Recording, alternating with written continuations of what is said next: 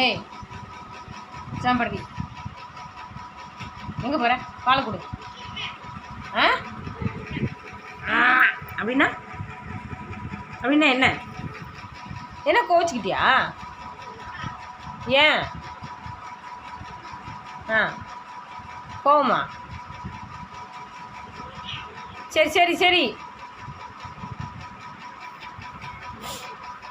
நீங்கள் ஆஃபீஸ்க்கு போகிறீங்க எங்கேயாவது பால் கொடுக்குறது விட்டுட்டு? கூட கூட வாய் பேசாதடி. கூட கூட வாய் பேசாத சரியா?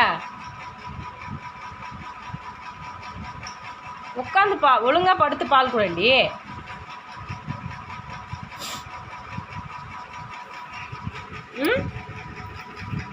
படு.